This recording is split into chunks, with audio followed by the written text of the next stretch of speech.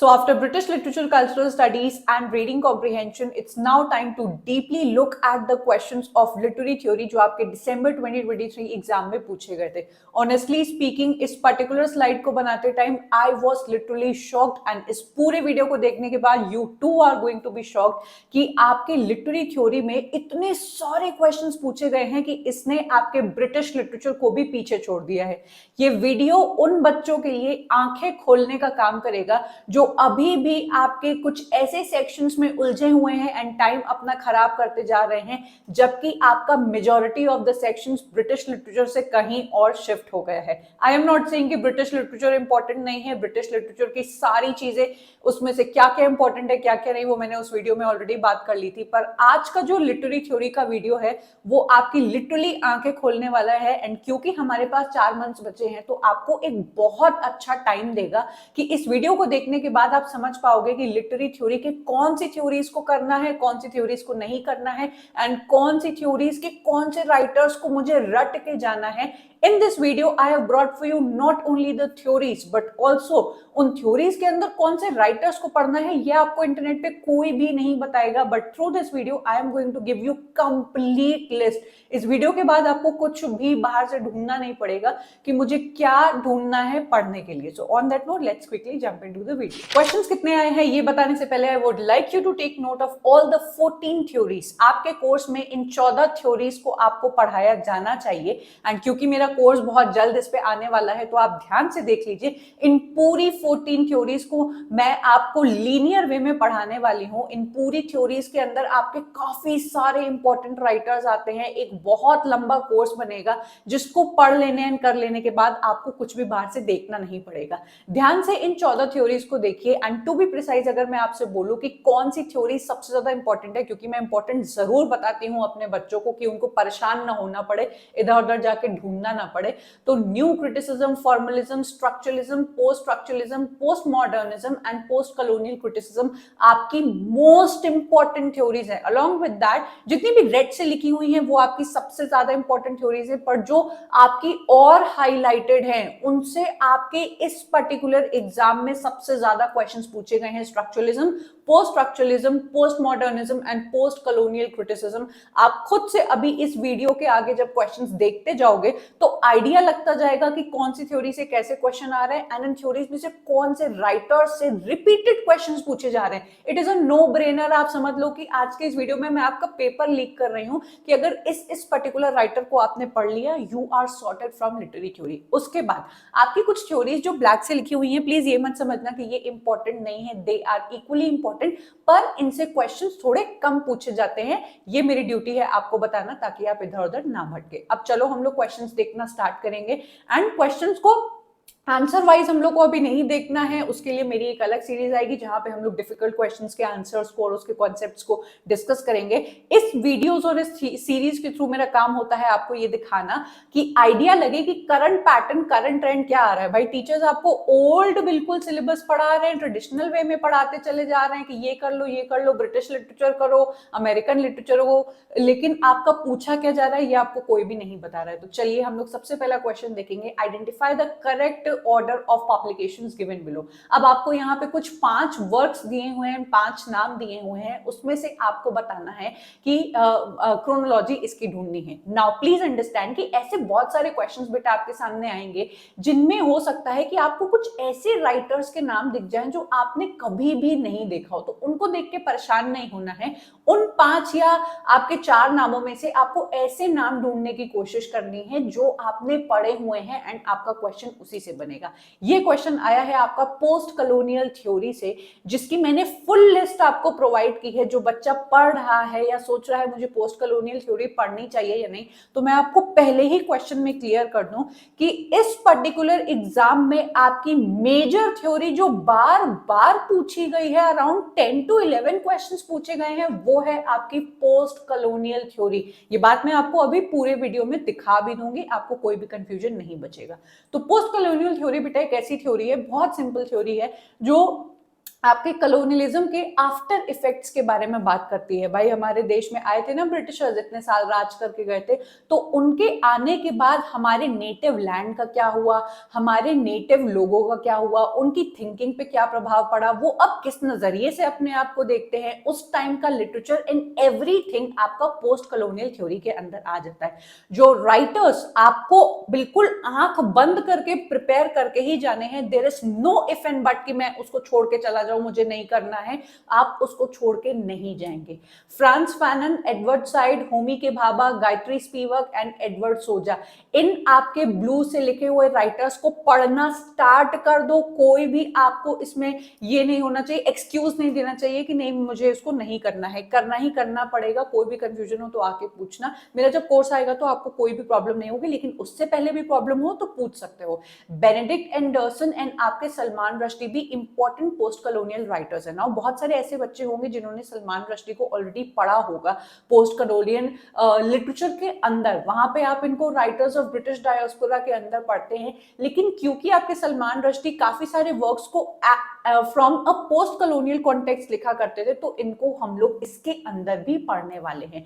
Then ये जो black से लिखे हुए हैं, इनको ये मत समझना कि ये तो अनइम्पोर्टेंट है, छोड़ के चले जाओ। इनसे 2 या 3 क्वेश्चंस आज तक पूछे गए हैं, तो ये भी मैंने आपको बता दिया। ठीक है, आगे बढ़ेंगे और अगला क्वेश्चन देखेंगे हम लोग।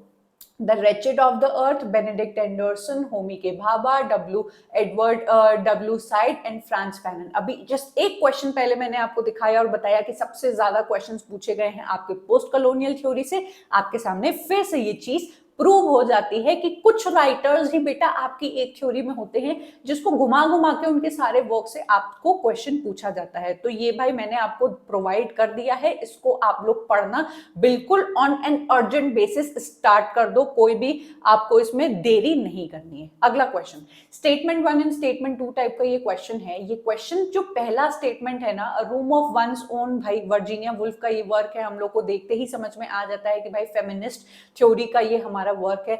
दूसरा स्टेटमेंट देखो, in other words is a collection of essays by Edward W Said, post colonial theory. एक ही क्वेश्चन के अंदर आपकी 2 थ्योरीज पूछी गई हैं। ऐसे टाइप के क्वेश्चंस बेटा आपका यूजीसी नेट देता जा रहा है देखने के लिए कि आपने कितनी अच्छी तरीके से पढ़ाई की है। तो एक आपका स्टेटमेंट है आपका फेमिनिस्ट थ्योरी का, जिसकी आपकी यहाँ पे राइटर्स अवेलेबल हैं।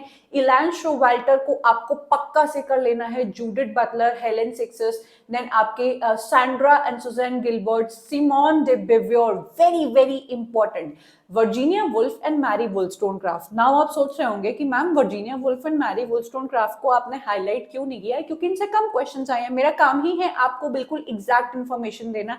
ऐसी बिल्कुल ट्रांसपेरेंट इंफॉर्मेशन मैंने कहीं पे भी पूरे इंटरनेट पे किसी को भी नहीं देखा है कि इतनी सच्चाई से वो आपको बताए कि बेटा इस राइटर को पढ़ो एंड इस राइटर को नहीं पढ़ो। हैविंग सेड दैट, मैं ये नहीं कह रही हूँ कि इनसे आपके क्वेश्चंस मत पढ़ो या छोड़ के चले जाओ, लेकिन वर्जीनिया वुल्फ को अगर मैं आपको बताऊं ना, तो ब्रिटिश लिटरेचर में वर्जीनिया वुल्फ के क्वेश्चंस ज्यादा पूछे जाते हैं in comparison to your feminist theory. और फेमिनिस्ट थ्योरी के अंदर बात करें तो आपके सिमोन डे बेवियोर एंड जितनी बाकी राइटर्स के वर्क्स लिखे हुए हैं, मतलब नाम लिखे हुए हैं, वो ज्यादा इंपॉर्टेंट है। Now you must be wondering कि मैं कैसे बताती हूँ कि ये जो क्वेश्चन इस राइटर को पढ़ लो, इस राइटर को नहीं पढ़ लो। मैं आपको अपने कोर्स में एग्जैक्ट नंबर्स भी देती हूँ एंड उन पर्टिकुलर राइटर्स के जस्ट नीचे उतने क्वेश्चंस भी आपको करवाती हूं। अगर आप मेरे कल्चरल स्टडीज के कोर्स का पार्ट है तो आपको मेरा टीचिंग स्टाइल पता है कि मैं एक भी क्वेश्चन आया हुआ किसी राइटर से नहीं छोड़ती हूं। ये मेरा स्टाइल है पढ़ाने का। अगर मैं एक राइटर को उठाऊंगी, उसके सारे क्वेश्चंस आए हुए वहीं पे मैं आपको प्रैक्टिस कराऊंगी, ताकि बाहर से बच्चे को किसी भी तरीके की परेशानी ना हो, ढूंढना ना पड़े। तो इस तरीके से आपको पढ़ाई करना स्टार्ट कर देना है। अगला क्वेश्चन हम लोग देखेंगे, arrange the following in chronological order of the dates of publication. Again आपसे लिटरेरी थ्योरी से पब्लिकेशन का क्वेश्चन पूछा है। अगेन हम लोग इस पे वही चीज अप्लाई करेंगे कि हो सकता है बेटा कि कुछ राइटर्स आप लोग बिल्कुल अच्छे तरीके से जानते हो, मिशेल फुको हो गए, आपके स्टीफन ग्रीनब्लैट हो गए, एमके गांधी के वर्क को कौन नहीं जानता है। हो सकता है कि आपको 2 ऐसे वर्क्स दिखाई दें जिनको आप नहीं जानते हो, तो ऐसे टाइप के क्वेश्चंस को आप टैकल करेंगे उन राइटर्स की उन डेट्स की मदद से जो आप ऑलरेडी जानते हैं। ये जो क्वेश्चन है अगेन आपके 2 मेजर जो थ्योरिस्ट है, मेजर जो थ्योरीज हैं उनको लेके आता है। सबसे पहला है आपका post structuralism and deconstruction theory. आपकी जो post structuralism and deconstruction theory है, it is a reaction to your structuralist theory. आपकी जो स्ट्रक्चरलिज्म जितनी भी बातें करती थी उसका रिएक्शन एंड उसका रिजेक्शन आपकी post structuralism and deconstruction theory देती है कि आपकी फिक्स्ड जो मीनिंग्स होते हैं वो नहीं होते हैं, कई सारे आपके सिग्निफायर एंड सिग्निफाइड का प्ले हो सकता है। जो स्ट्रक्चरलिस्ट पहले बात करते थे फिक्स्ड मीनिंग्स के बारे में, बाइनरी ऑपोजिशन के बारे में, उसका विरोध करते हैं ये लोग और अपनी थ्योरीज में इस बात को प्रूव भी करते हैं। मेजर राइटर्स, मेजर थ्योरी, इस पर्टिकुलर थ्योरी, ये थ्योरी बहुत इंपॉर्टेंट है, बहुत ज्यादा इंपॉर्टेंट है। मिशेल फुको एक ऐसे राइटर हैं जिनसे आप इसी पेपर में बहुत सारे क्वेश्चंस देखेंगे। हर बार मिशेल फुको से क्वेश्चन आ रहा है। आप समझ लीजिए कि ये एक मतलब टीएस इलियट टाइप के राइटर हैं जिनसे क्वेश्चन आना 100% श्योर है। आप पिछले पेपर्स भी उठा के देख लेंगे, इनसे आपको क्वेश्चंस दिखाई देगा। दूसरा, Jacques Derrida, very very important. मैंने जो हाईलाइट किए हैं उनको अभी से पढ़ना स्टार्ट कर दो। अगर आपके पास और टाइम बचता है फिर आप पॉल डीमान और जे.एच. मिलर को कर सकते हैं, ठीक है। तो मैं बेटा आपको एक पूरा प्लान भी देती हुई चल रही हूं कि पहले आप मेजर राइटर्स को कर लीजिए एक थ्योरी की, फिर अगर आपके पास टाइम बचता है और आपको लगता है नहीं मैं और करना, मुझे और करना है, तो आप माइनर राइटर्स को भी पकड़ सकते हैं, ठीक है। इससे आप लोग को कोई टेंशन नहीं रह जाएगी मन में। चलो, न्यू हिस्टोरिसिज्म अगेन एक बहुत ही अच्छी एंड इंपॉर्टेंट थ्योरी है जो आपकी रिएक्शन में बनी थी ऑफ न्यू क्रिटिसिज्म। आपके न्यू जितने भी न्यू क्रिटिसिज्म वाले बंदे थे वो कहते थे कि भाई हम लोग को एक पर्टिकुलर टेक्स्ट की क्लोज रीडिंग करनी है, हमें उसके ऑथर से और किस टाइम पे वो लिखा गया था उसके बायोग्राफी से हम लोग को मतलब नहीं रखना है। लेकिन न्यू हिस्टोरिसिज्म भैया आपके इस बात का विरोध करते हैं, कहते हैं कि तुम लोग कैसी बातें कर रहे हो। आप अगर एक सपोज करो कि हम लोग के आपके इस टाइम पे इस एरा में एक बुक लिखी जाए नोटबंदी, एंड आने वाले 50 सालों में हमारे बच्चे उनको पढ़ते हैं या आपके बच्चे उनको पढ़ते हैं और नोटबंदी को न्यू क्रिटिसिज्म के तरह पढ़ने की कोशिश करते हैं। तो न्यू क्रिटिसिज्म कहता है कि भैया कॉन्टेक्स्ट से मतलब मत रखो, सिर्फ टेक्स्ट में क्या लिखा है उससे मतलब रखो। आप खुद इस बात को जज करके बताइए कि आप का जो नोटबंदी वाला जो इतना बड़ा इवेंट हुआ था हम सब लोग के सामने, आप ये नहीं जानने की कोशिश करेंगे कि किस साल में हुआ था, कौन से प्रधानमंत्री ने उसको लागू किया था, उसके बाद उसके क्या आफ्टर इफेक्ट्स हुए थे, हमारी इकोनॉमी पे उसका क्या इफेक्ट पड़ा। तो उस पर्टिकुलर टेक्स्ट का एक हिस्टोरिकल कॉन्टेक्स्ट बन ही जाता है और यही आपके न्यू हिस्टोरिसिस्ट करने की कोशिश करते हैं। ये कहते हैं कि किसी भी टेक्स्ट को आप उसके पर्टिकुलर एरा पे, जिस टाइम पे लिखा गया था, उसके सोशल कॉन्टेक्स्ट, उसके कल्चरल कॉन्टेक्स्ट, उसके पावर डायनामिक्स एंड देन उसके अथॉरिटेरियल जिस ऑथर ने लिखा है उससे बिना आप उसको अलग करके उस काम को जज ही नहीं कर सकते। तो ये सारी चीजें मैं आपको अपने कोर्स में समझाऊंगी। स्टीफन ग्रीनब्लैट आपके न्यू हिस्टोरिसिज्म के सबसे इंपॉर्टेंट राइटर हैं। इनके वर्क्स को क्रोनोलॉजी में आप रट लीजिए, बिकॉज देखो आप यहाँ पे भी देख सकते हैं कि क्वेश्चन इनके मेजर वर्क से पूछा गया है। स्टीफन ग्रीनब्लैट द स्वर्वे, मैंने आपको पहले जो आपके स्टीफन ग्रीनब्लैट है ना उसको हम लोग पढ़ चुके हैं पहले भी, मेरे वीडियोस आपको इस पर्टिकुलर चैनल पे मिल जाएंगे, तो आप जरूर से उनको जाके भी एक बार चेक करिए एंड देन आपको लिटरेरी थ्योरी भी मैं इनको पढ़ाने वाली हूँ, ठीक है। आगे बढ़ेंगे। देन 5वां क्वेश्चन है, Toni Morrison and Adrienne Rich have contributed to a distinctive style. आपको 2 नाम यहाँ पे दिखाई दे रहे हैं। टोनी मॉरिसन हमारे पोस्ट कॉलोनियल लिटरेचर का पार्ट बन जाती है, देन एड्रियन रिच बेटा अमेरिकन लिटरेचर का पार्ट है। आप सोच रहे होंगे कि मैम फिर आप ये क्वेश्चन लिटरेरी थ्योरी में क्यों लेके आई, क्योंकि ये क्वेश्चन इंटरसेक्ट कर रहा है बेटा आपकी फेमिनिस्ट थ्योरी से। एड्रियन रिच आपके काफी सारे वर्क्स लिखा करती थी फेमिनिज्म के कॉन्टेक्स्ट में, इन्होंने काफी सारे पॉलिटिकली भी इन्वॉल्व हुई हैं ये वुमेन की राइट्स के लिए, तो ये बन जाती हैं आपकी फेमिनिस्ट थ्योरी का पार्ट, ठीक है। Then which of the following statements concepts are relevant to the understanding of post modernism, ठीक है। पोस्ट मॉडर्निज्म अगेन एक बहुत ही इंटरेस्टिंग थ्योरी है। अब देखो यहाँ पे ना राइटर से क्वेश्चन पूछा है ना काम से क्वेश्चन पूछा है।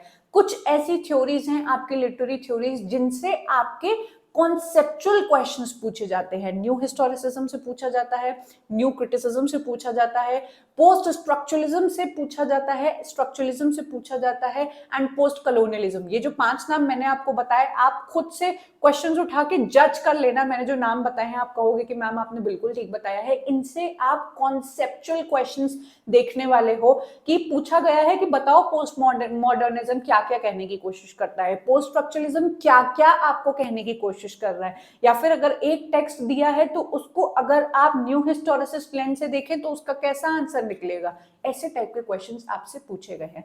पोस्ट मॉडर्निज्म बेटा मॉडर्निज्म को अगेन रिजेक्ट करता है, जैसे स्ट्रक्चरलिज्म एंड पोस्ट स्ट्रक्चरलिज्म वाला कॉन्सेप्ट था ना, वैसे सेम आपका यहाँ पे ये चलता है।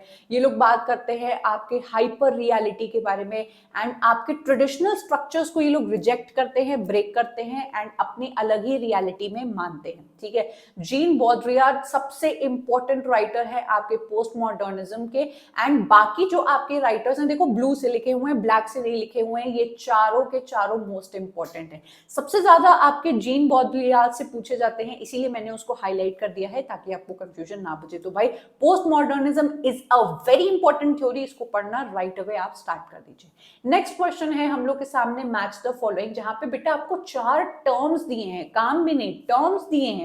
सबसे पहले सोचो कि वो टर्म कौन से राइटर को बिलोंग करता है, राइटर कौन सी थ्योरी में आता है, तब आप आंसर करिए। किसने किसने कॉइन किया है भाई, विलियम एम्सन है हम लोग के न्यू क्रिटिक। रेमंड विलियम हम लोग के कल्चरल स्टडीज का पार्ट बन जाते हैं। देन आपके मिखाइल बाख्तिन आपकी स्ट्रक्चरलिज्म के अंदर आते हैं, मिशेल फुको आपके पोस्ट स्ट्रक्चरलिज्म के अंदर आते हैं। तो 4 अलग अलग थ्योरीज में से आपको ये दिया हुआ है। स्ट्रक्चरलिज्म की अगर हम लोग बात करें तो बहुत ही अच्छी थ्योरी है, जिसके अंदर आपके सिग्निफायर और सिग्निफाइड का कॉन्सेप्ट हम लोग पढ़ते हैं। Ferdinand de Saussure very important writer. रोला बार्थ, अगर आपने पिछला पेपर यूजीसी नेट का देखा होगा तो बच्चों ने बताया था कि मैम रोला बार्थ से इतने क्वेश्चंस आपके आए थे। तो ऐसा होता है बेटा कि आपके हर पेपर में ना आपका यूजीसी नेट एक ऐसे राइटर को पकड़ लेता है। इस बार उसने पोस्ट कॉलोनियल थ्योरी के राइटर्स को पढ़ा है, Edward side and Homi K Bhabha को। मैं आपको दिखाऊंगी कितने क्वेश्चंस आए हैं। पिछली बार उन्होंने पकड़ा था आपके रोला बार्थ को, मिशेल फुको को एंड आपके मिखाइल बाख्तिन को। आपके फर्डिनेंड डी सश्योर से भी क्वेश्चन आए थे। तो स्ट्रक्चरलिज्म जो थ्योरी है वो बहुत इंपॉर्टेंट है बेटा, बिल्कुल छोड़ के नहीं जानी है। जो मैंने लिस्ट प्रोवाइड कर दी उसको आपको पढ़ना स्टार्ट कर देना है, हल्के में नहीं लेना है। जो भी बच्चा इस वीडियो को देख रहा है वो मेरी बातों पे यकीन करे कि आपके ब्रिटिश लिटरेचर से भी ज्यादा क्वेश्चंस बेटा आपके लिटरेरी थ्योरी पे आए हैं। I am again not saying कि ब्रिटिश लिटरेचर को छोड़ दो, उसमें से भी 22 क्वेश्चंस आए हैं आपके, 44 मार्क्स उससे बन सकते हैं।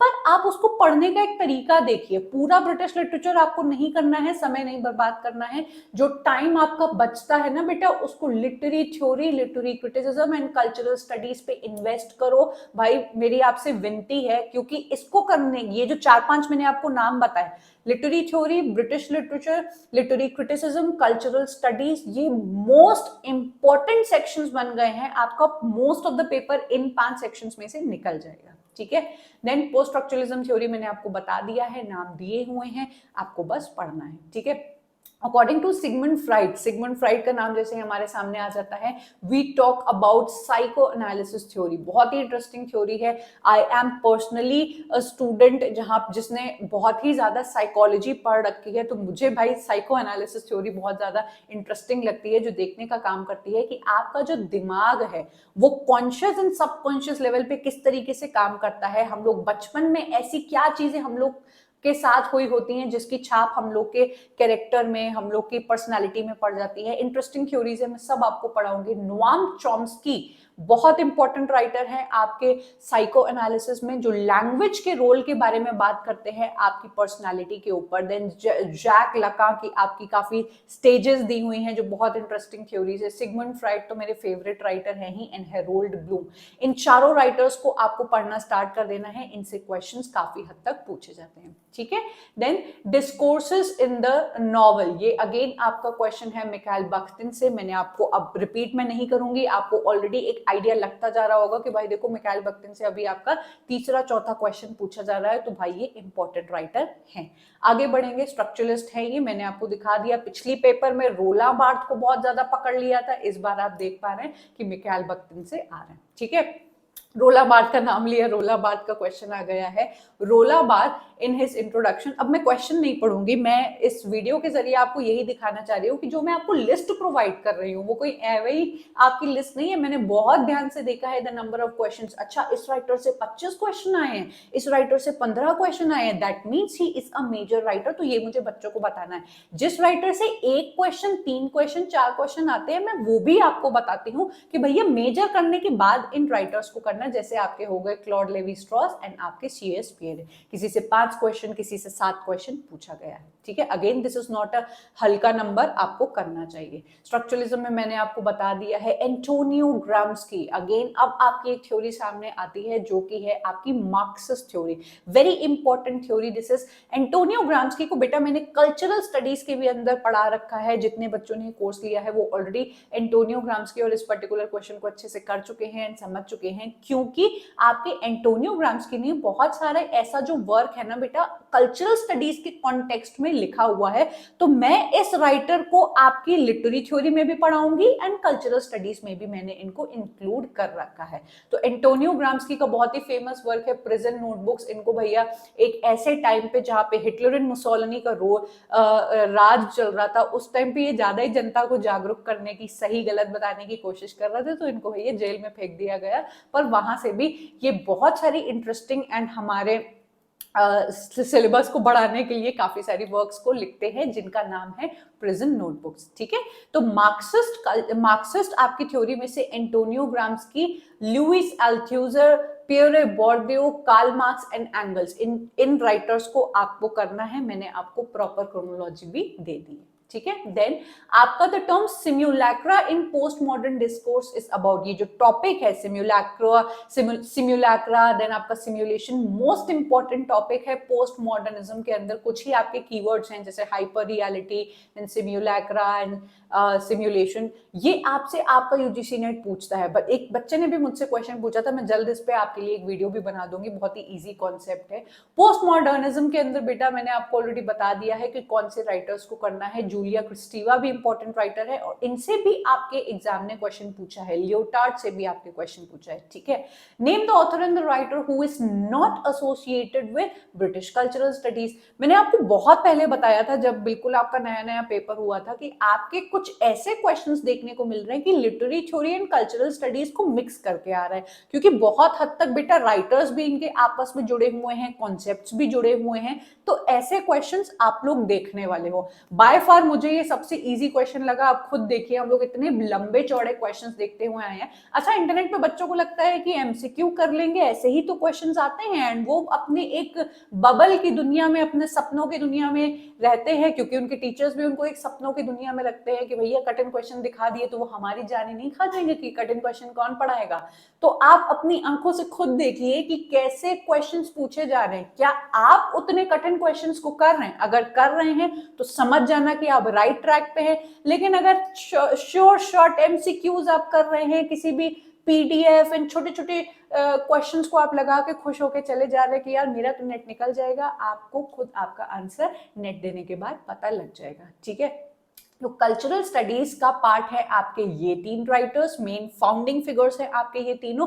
IA रिचर्ड्स बेटा न्यू क्रिटिक है, तो ये आपका क्वेश्चन का आंसर है, ठीक है। न्यू क्रिटिसिज्म आपकी इंपॉर्टेंट थ्योरीज है। मैंने सारे राइटर्स यहाँ पे मेंशन कर रखे हैं। बहुत ही जल्द आप लोग के पास जब कोर्स आ जाएगा तो इन सारे राइटर्स को आप लोग क्रोनोलॉजी में पढ़ लेंगे। Identify the correct option in the theorization of Homi K Bhabha. मैंने क्या कहा था, Homi K Bhabha and Edward side को लोग ने इस बार पकड़ लिया है एंड बार बार इनके क्वेश्चन, चौथा पांचवा क्वेश्चन हम लोग इनका देख रहे हैं, ठीक है। पोस्ट कॉलोनियल थ्योरी के ये सारे राइटर्स हैं, आपको लिस्ट मिली हुई है। Who among the following is not associated with cultural imperialism. Now ये आपका कल्चरल स्टडीज प्लस आपके लिटरेरी थ्योरी का पार्ट है। आपको ये जितने यहाँ पे नाम दिखाई दे रहे हैं, जॉनथन डोलिमोर, देन आपके एलन सिनफील्ड, रेमंड विलियम्स, ये सब आपके कल्चरल स्टडीज का पार्ट है जो बात करते हैं आपके कल्चरल इंपीरियलिज्म के बारे में। ये सब मैंने अपने कल्चरल स्टडीज के कोर्स में समझा रखा है। स्टैनली फिश बेटा बिल्कुल भी इसका पार्ट नहीं है, ये आते हैं आपकी रीडर रिस्पॉन्स थ्योरी में। नाउ रीडर रिस्पॉन्स थ्योरी में आपको कुछ अच्छी इंफॉर्मेशन देती हूँ। रीडर रिस्पॉन्स थ्योरी प्लस आपकी न्यू हिस्टोरिसिज्म थ्योरी, ये दोनों थ्योरीज आपकी न्यू क्रिटिक्स को बिल्कुल पसंद नहीं करती हैं, क्योंकि न्यू क्रिटिक्स क्या कहता है कि ना ऑथर से मतलब रखो, ना रीडर से मतलब रखो, ना उसकी हिस्ट्री से मतलब रखो। तो आपके न्यू हिस्टोरिक्स कहते हैं कि बेटा हिस्ट्री बहुत ज्यादा जरूरी है। रीडर रिस्पॉन्स थ्योरी कहती है कि बेटा तुमने जिसके लिए काम लिखा है, तुम कह रहे हो उसको ही अपने जीवन से बाहर निकाल दो। तो आपकी ये जो दोनों थ्योरीज है ना, वो रिजेक्ट करती हैं आपकी न्यू क्रिटिसिज्म थ्योरी को, और उनकी बहुत अवहेलना करती है। मैं आपको बहुत अच्छी तरीके से पढ़ाने वाली हूँ। तो स्टैनली फिश जो आपके राइटर है ना, वो रीडर रिस्पॉन्स थ्योरी का पार्ट है। ये पूरी जो थ्योरी है ना, वो देखने का काम करती है कि आपके एक वर्क का आपके रीडर पे क्या इफेक्ट पड़ता है, वो क्या देखना चाहता है, वो किस तरीके से आपके ऑथर की बातों को समझता है। ट्रांजैक्शनल मॉडल इसके अंदर आ जाता है, इंप्लाइड रीडर वाला कॉन्सेप्ट इसके अंदर आ जाता है, योर रीडर एज अ को ऑथर वाला कॉन्सेप्ट आ जाता है। बहुत सारे मस्त कॉन्सेप्ट हैं जो मैं आपको पढ़ाऊंगी, ठीक है। देन एडवर्ड साइड का ओरिएंटलिज्म, अब तो भाई कहने की जरूरत नहीं है, सब आपके सामने है एक पेपर में भैया। अगर आपके एक राइटर से 7-8 क्वेश्चन आ जाए तो आप समझ जाइए कि वो एक इंपॉर्टेंट राइटर है, आपको उसको छोड़ना नहीं है। जो छोड़ के जाए भैया भगवान उसका भला करे, ठीक है। देन रिपीटेड क्वेश्चन फिर से आया है, post colonial theory and literature पूछा है कि बताओ पोस्ट कॉलोनियल थ्योरी के कॉन्सेप्ट के अकॉर्डिंग इसमें से क्या सही है। भाई अगेन मैं कह रही हूं कि जो बच्चे अपने एक सपनों की दुनिया में छोटे छोटे क्वेश्चंस को करके खुश हैं, वो इन क्वेश्चंस को जरा आंखें खोल के देखें। ऐसे क्वेश्चंस पूछे जा रहे हैं, आपको कोई टीचर ये आके इंटरनेट पे नहीं पढ़ाएगा, क्योंकि आप उनसे क्वेश्चन करोगे ना कि भाई ये पूछा जा रहा है और तुम मुझे क्या आसान आसान चीजें पढ़ाते चले जा रहे हो, इसीलिए आपको कोई नहीं बताता है।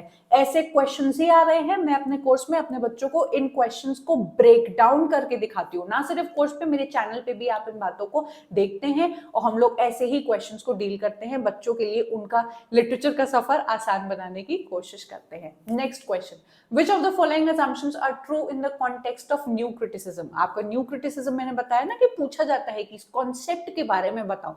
तो आपका जो न्यू क्रिटिसिज्म का कॉन्सेप्ट है वो सिंपल से इतनी बात कहता है कि आपको close reading of the text करनी है। टेक्स्ट आपका ऑटोनॉमिक ऑटोटेलिक एक पूरा एक्टिविटी है, एक एस्थेटिक ऑब्जेक्ट है जिसको किसी भी और इंटरप्रिटेशन या फिर कॉन्टेक्स्ट की जरूरत नहीं है।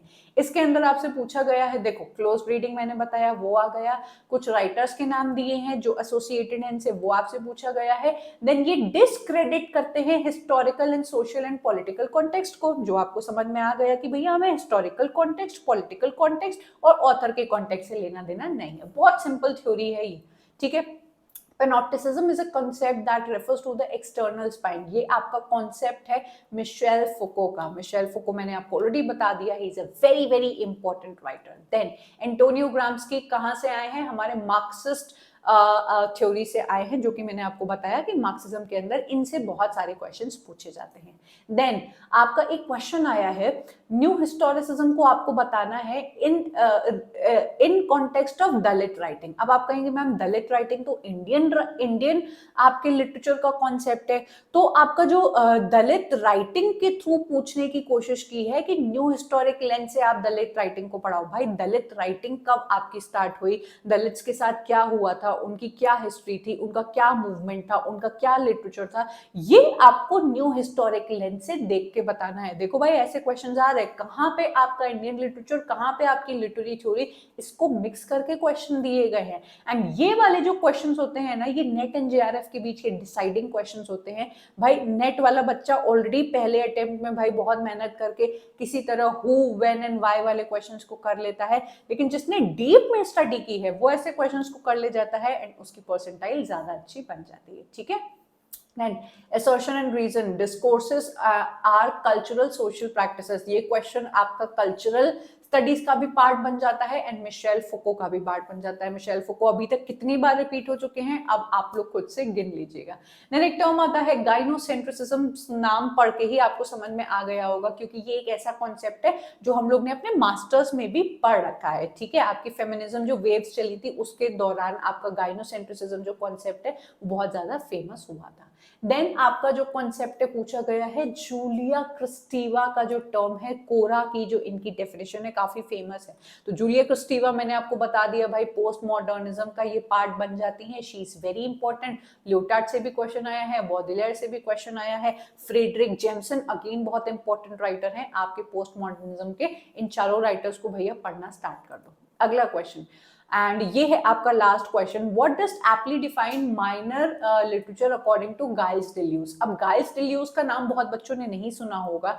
ये जो आपके राइटर हैं वो post structuralist plus post modernism के अंदर आ जाते हैं। ये इतने इंपॉर्टेंट राइटर नहीं है, आज तक इनसे कोई क्वेश्चन नहीं आया था, ये पहला क्वेश्चन आया है, मुझे खुद इसको फाइंड करना पड़ा, तो इसको हम लोग थोड़ा सा अवॉइड करेंगे और क्वेश्चन के जरिए पढ़ लेंगे कि भाई कहाँ से ये आया, क्या आ सकता है। ठीक है, तो आपने देखा 24 क्वेश्चंस आपके आए हैं, आप खुद से कैलकुलेट अप करिए कि भाई ये आपका लिटरेरी थ्योरी कितना इंपॉर्टेंट हुआ।